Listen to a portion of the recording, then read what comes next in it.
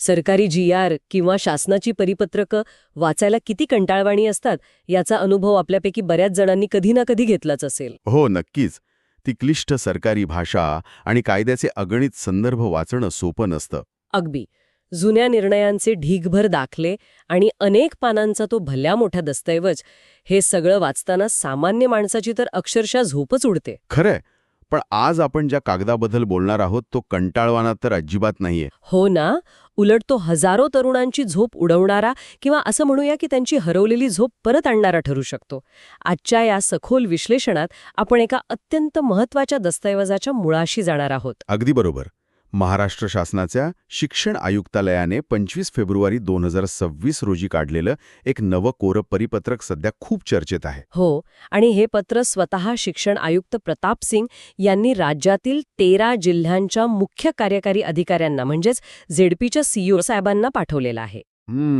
आता हे 13 जिल्हे कोणते आहेत हे पण सांगून टाका, म्हणजे श्रोत्यांना संदर्भ लागेल. नक्कीच. अहमदनगर, अमरावती, चंद्रपूर, धुळे, गडचिरोली, जळगाव, नांदेड, नंदुरबार, नाशिक, पालघर, पुणे, ठाणे आणि यवतमाळ या जिल्ह्यांमध्ये एक गोष्ट समान आहे आणि ती म्हणजे पेसा क्षेत्र. बरोबर.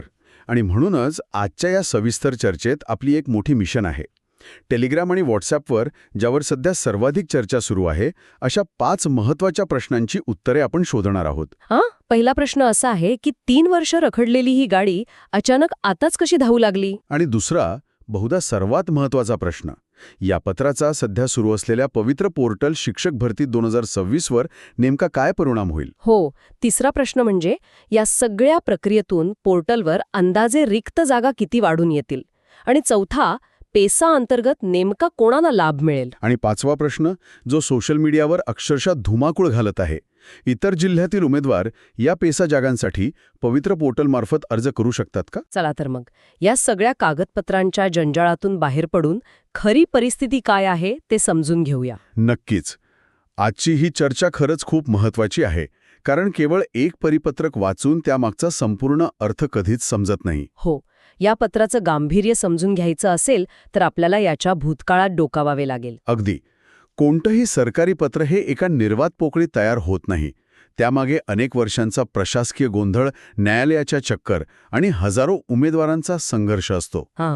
आपण जर 2023 पासूनचा घटनाक्रम पाहिला तरच या 25 फेब्रुवारी 2026च्या पत्राचा खरा अर्थ लक्षात येईल असं मला वाटतं. होय, पण त्याआधी मला वाटतं आपण पेसा क्षेत्र म्हणजे नेमकं काय हे थोडक्यात स्पष्ट करायला हवं. अगदी माझ्या मनातलं बोललात. कारण अनेक उमेदवारांना असा प्रश्न पडलाय की हे अचानक आकाशातून पडल्यासारखं पत्र कसं आलं? तर आपण पुढे जाण्यापूर्वी हे पेसा क्षेत्र म्हणजे नेमकं काय हे तुम्ही थोडक्यात सांगू शकाल का? बघा, पेसा म्हणजे panchayat extension to scheduled areas. संविधानातील तरतुदींनुसार ज्या भौगोलिक भागात आदिवासी बांधवांची म्हणजेच अनुसूचित जमातीची लोकसंख्या जास्त आहे तिथे काही विशेष नियम लागू होतात. अच्छा, म्हणजे तिथल्या प्रशासनात आणि रोजगारामध्ये स्थानिक आदिवासींना प्राधान्य दिले जाते, बरोबर? अगदी बरोबर. त्यांची संस्कृती, त्यांचे हक्क आणि स्थानिक स्वराज्य संस्थांमधील त्यांचा सहभाग अबाधित राहावा हा यामागचा मुख्य उद्देश आहे. आणि याच कारणामुळे पेसा क्षेत्रातील अनेक सरकारी नोकऱ्यांमध्ये विशेषतः शिक्षकांच्या बाबतीत स्थानिक उमेदवारांसाठी जागा राखीव ठेवल्या जातात. हो, ST पेसा उमेदवारांसाठी. यामुळे काय होतं की स्थानिक भाषा, बोली आणि संस्कृतीची जाण असलेला शिक्षक तिथल्या शाळेत रुजू होतो.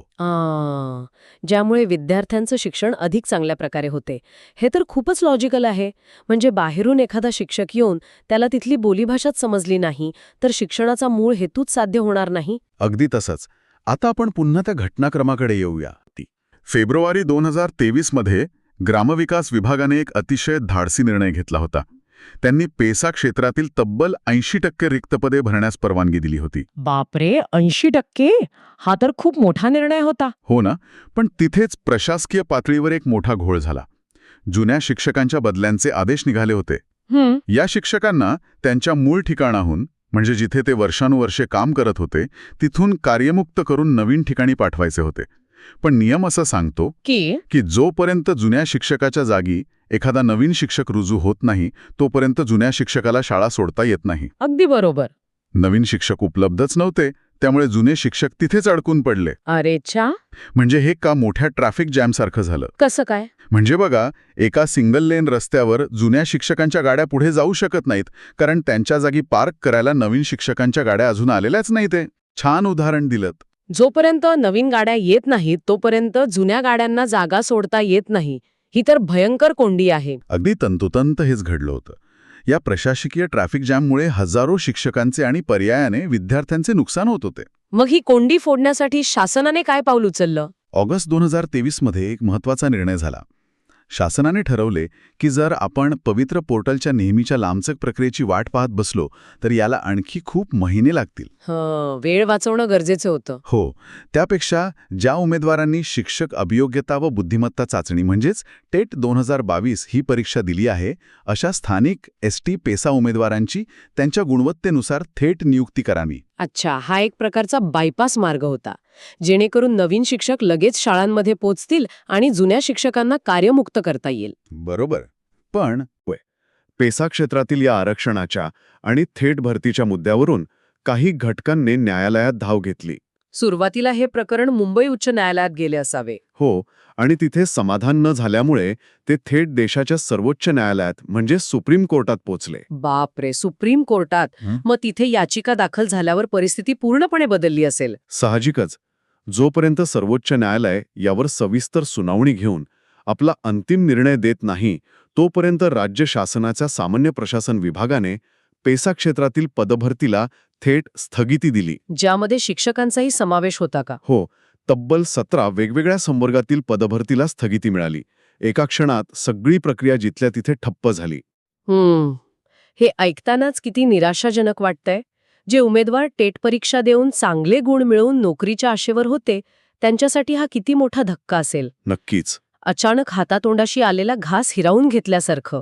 या 3 वर्षांच्या काळात त्या उमेदवारांनी किती मानसिक ताण सहन केला असेल, याची आपण फक्त कल्पनाच करू शकतो. सोशल मीडियावर आणि टेलिग्राम ग्रुप्सवर रोज केवळ अफवा आणि तारखांची चर्चा असायची. पण मग आता प्रश्न असा निर्माण होतो की 3 वर्ष जी गाडी एकाच जागी उभी होती, ती अचानक 25 फेब्रुवारी 2026 रोजी का हलली? या पत्रामागे असं कोणते इंजिन लागलंय? यामागे जे इंजिन आहे ते सामान्य प्रशासन विभागाच्या एका निर्णयाचे आहे. 11 फेब्रुवारी 2026 रोजी त्यांनी एक अत्यंत कळीचा शासन निर्णय प्रसिद्ध केला. म्हणजे त्यांनी ती जुनी स्थगिती उठवली? होय, त्यांनी पेसा क्षेत्रातील पदभरतीला दिलेली ती जुनी स्थगिती उठवली आणि पदभरतीला पुन्हा हिरवा कंदील दाखवला. वा, ही तर खूप मोठी बातमी आहे. पण तिथे एक अत्यंत महत्त्वाची कायदेशीर अट आहे. ही मान्यता सर्वोच्च न्यायालयातील प्रलंबित याचिकेच्या अंतिम निर्णयाच्या अधीन राहून देण्यात आली आहे. अंतिम निर्णयाच्या अधीन राहून म्हणजे थोडक्यात सांगायचं तर शासनाने उमेदवारांना सांगितलं आहे की आम्ही तुम्हाला आता नोकरीवर घेत आहोत, पण जर उद्या सर्वोच्च न्यायालयाने ही भरती प्रक्रिया चुकीची ठरवली किंवा त्यात काही बदल सुचवले, हो, तर तुम्हाला त्या निर्णयानुसार वागावं लागेल. हा एक प्रकारचा कॅल्क्युलेटेड रिस्क आहे, नाही का? हो ना. शाळाही चालू राहायला पाहिजेत आणि उमेदवारांनाही न्याय मिळाला पाहिजे. ही एक प्रशासकीय गरज होती. आणि याच मान्यतेची अंमलबजावणी करण्यासाठी शिक्षण विभागाने हे 25 फेब्रुवारीचं पत्र काढलं. अगदी बरोबर.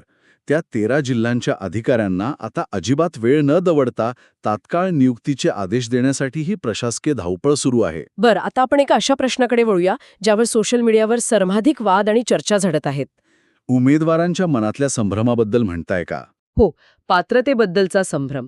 जेव्हा कधी पेसाच्या जागांची बातमी येते तेव्हा संपूर्ण महाराष्ट्रातून उमेदवार आशेने बघतात या पेसा क्षेत्रातील जागांवर नेमका हक्क कोणाचा आहे. समजा मी पुण्याचा किंवा सातारेचा उमेदवार आहे आणि मी टेट 2022 मध्ये खूप चांगले गुण मिळवले आहेत, तर मी नंदुरबारच्या किंवा गडचिरोलीच्या पेसा जागेवर दावा सांगू शकतो का? याचं उत्तर मी कोणत्याही संदिग्धतेशिवाय अतिशय स्पष्ट देतो. नाही, कोणत्याही परिस्थितीत नाही. म्हणजे अजिबातच नाही? अजिबात नाही. या पत्रात एक वाक्य अत्यंत ठळकपणे नमूद केले आहे की अनुसूचित जमाती पेसा क्षेत्रातील रिक्त पदांसाठी त्या जिल्ह्यातील उमेदवारच पात्र असल्याने. त्या जिल्ह्यातील. हो, हे शब्द खूप महत्वाचे आहेत. याचा स्पष्ट कायदेशीर अर्थ असा होतो की हे आरक्षण पूर्णपणे त्या विशिष्ट जिल्ह्याच्या भौगोलिक क्षेत्रातील स्थानिक एसटी पेसा उमेदवारांसाठीच राखीव आहे. म्हणजे जर एखादा उमेदवार जळगावचा असेल तर तो फक्त जळगावच्याच पेसा क्षेत्रासाठी पात्र असेल. तो धुळ्याच्या पेसा जागेसाठी अर्ज करू शकत नाही. अगदी बरोबर. तुम्ही तुमच्या मूळ जिल्ह्याबाहेर जाऊच शकत नाही. बाहेरील उमेदवारांचा तिथे प्रश्नच येत नाही. ज्या स्थानिक उमेदवारांनी टेट 2022ची परीक्षा दिली आहे आणि जे पात्र ठरले आहेत, केवळ त्यांनाच त्यांच्या गुणवत्तेनुसार यात स्थानिक पेसा क्षेत्रात नियुक्ती दिली जाईल. मगाशी आपण जे भाषेचे आणि संस्कृतीचं कारण बघितलं तेच यामागे आहेत. होय. त्यामुळे इतर जिल्ह्यांतील उमेदवारांनी या जागांवर आपला हक्क सांगणे किंवा त्यासाठी पवित्र पोर्टलवर वाट पाहणे व्यर्थ आहे. हे स्पष्ट करणं खूप गरजेचं होतं. कारण चुकीच्या माहितीमुळे उमेदवारांच्या आशा पल्लवित होतात आणि नंतर पदरी निराशा पडते. नक्कीच. पण याच अनुषंगाने मला या पत्रातील एक अतिशय वेगळी आणि संवेदनशील बाजू जाणवली. कोणती बाजू? बघा, कोर्टाच्या स्थगितीमुळे अनेक उमेदवारांचे आयुष्य विस्कळीत झाले होते. त्या काळात जे उमेदवार इतरत्र निघून गेले त्यांच्याबद्दल या पत्रात काहीतरी विशेष तरतूद केलेली दिसतीये. ती नेमकी काय आहे? खरं तर हा प्रशासनाचा एक अतिशय मानवी दृष्टिकोन आहे. बघा, जेव्हा स्थगिती आली तेव्हा उमेदवारांचे वय वाढत होते आणि आर्थिक प्रश्न उभे होते. हो ना. 2024 मध्ये शासनाने पवित्र पोर्टलद्वारे नियमित शिक्षक भरती सुरू केली होती, जी पेसा क्षेत्राबाहेरची होती.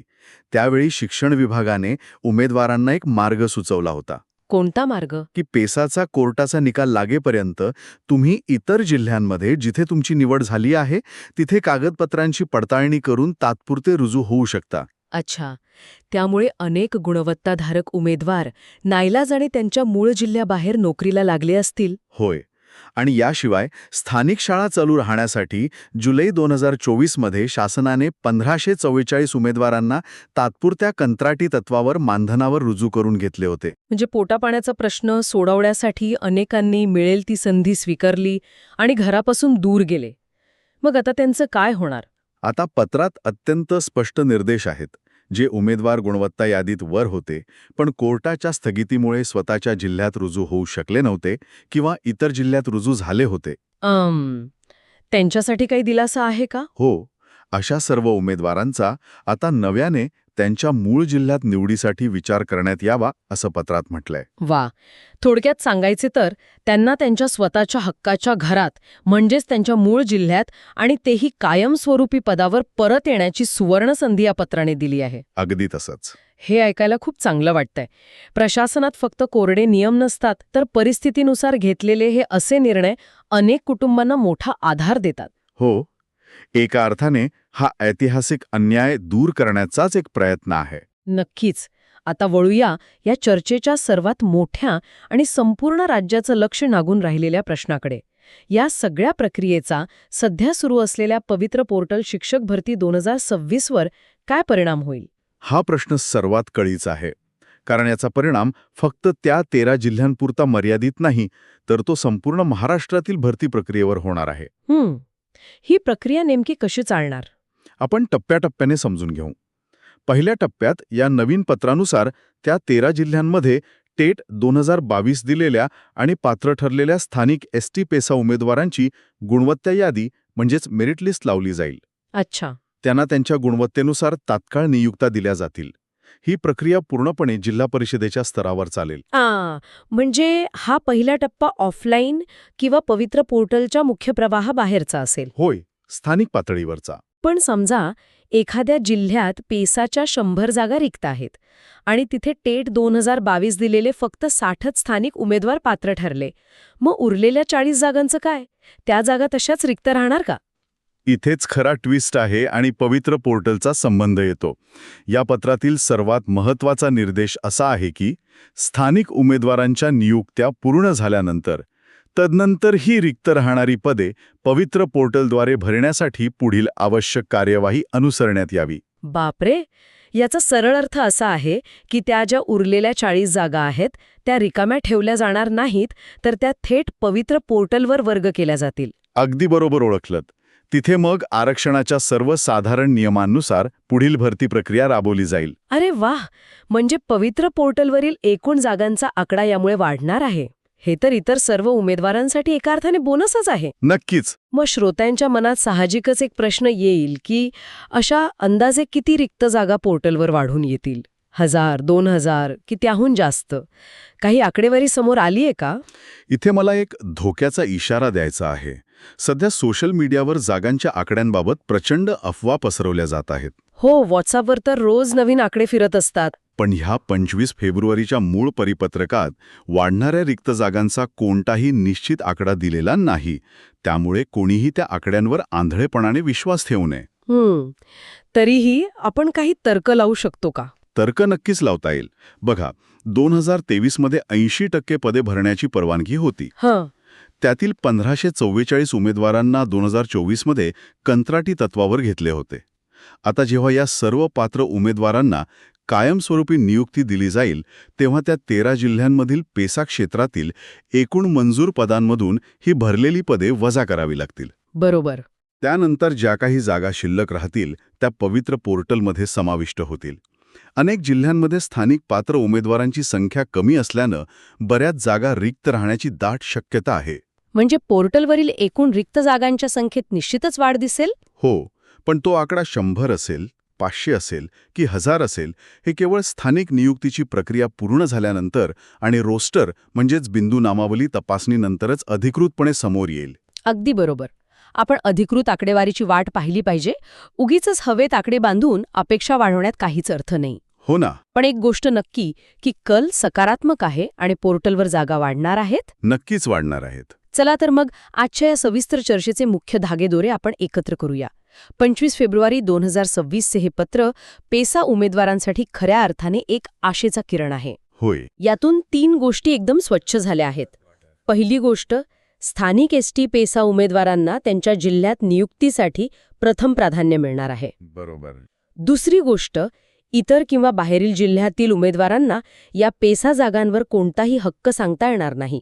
त्यामुळे त्यांनी त्याबाबत आशा ठेवू नये. आणि तिसरी, सर्वात महत्त्वाची गोष्ट, या स्थानिक नियुक्त्या पूर्ण झाल्यावर ज्या काही जागा उरतील त्या सरळ पवित्र पोर्टलवर वर्ग केल्या जातील, ज्यामुळे पोर्टलवरील एकूण भरती प्रक्रियेला नक्कीच गती आणि आकार मिळेल. आणि यात मला एक गोष्ट जोडायला आवडेल, ती म्हणजे उमेदवारांनी कोणत्याही चुकीच्या माहितीला बळी न पडता शासनाच्या अधिकृत सूचनांकडे लक्ष ठेवणं आता अत्यंत गरजेचं आहे. हो, कारण प्रक्रिया आता वेगाने पुढे जाईल. अगदी. ही क्लिष्ट कायदेशीर आणि प्रशासकीय भाषा इतक्या सोप्या उदाहरणांसह उलगडून सांगितल्याबद्दल खूप खूप धन्यवाद. धन्यवाद. पण आजची ही चर्चा संपवण्यापूर्वी एक असा मुद्दा आहे जो मला अस्वस्थ करतोय आणि ज्यावर आपण सर्वांनी विचार करायला हवा. कोणता मुद्दा? आपण सुरुवातीलाच एक वाक्य पाहिलं होतं, अंतिम निर्णयाच्या अधीन. ही जी स्थगिती उठवली आहे आणि या ज्या नियुक्त्या होणार आहेत त्या सर्वोच्च न्यायालयाच्या अंतिम निकालावर अवलंबून आहेत. हो, तो एक महत्त्वाचा कायदेशीर पेच आहे. समजा एक क्षण असा विचार करूया की भविष्यात सर्वोच्च न्यायालयाचा अंतिम निकाल काही वेगळाच आला किंवा त्या निकालात या संपूर्ण पदभरती प्रक्रियेवर काही नवीन आणि कडक अटी लादल्या गेल्या, तर काय होईल? हा खूप मोठा प्रश्न आहे. जे उमेदवार आज आनंदोत्सव साजरा करत आहेत आणि नव्याने शाळेत रुजू होणार आहेत, त्यांच्या नोकरीचे काय? आणि ज्या उरलेल्या जागा पवित्र पोर्टलवर वर्ग केल्या जातील त्यांच्या गणिताचे काय? एकीकडे 3 वर्षांच्या संघर्षानंतर हातात नोकरी आल्याचा मोठा आनंद आहे, पण दुसरीकडे डोक्यावर न्यायालयाच्या अंतिम निकालाची ही टांगती तलवारही आहेच. खरंय. या अनिश्चिततेच्या छायेत उमेदवारांनी स्वतःची मानसिक तयारी कशी ठेवावी? नोकरी तर स्वीकारायची आहे, पण त्याचवेळी या अस्थिरतेचा सामना करण्यासाठी प्रशासनाने आणि उमेदवारांनी कोणतं प्लॅन बी तयार ठेवला असेल? या प्रश्नाचे अचूक उत्तर आज तरी कोणाकडेच नाही. अगदी बरोबर. पण या वस्तुस्थितीकडे डोळेझाक करूनही चालणार नाही. आजच्या या चर्चेत आपण इथेच थांबूया. नक्कीच. या विषयावर जसजशी नवीन आणि अधिकृत माहिती समोर येईल तसतसे आपण पुन्हा भेटूच. तोपर्यंत अभ्यास करत रहा, अधिकृत माहिती वाचत रहा आणि स्वतःची काळजी घ्या.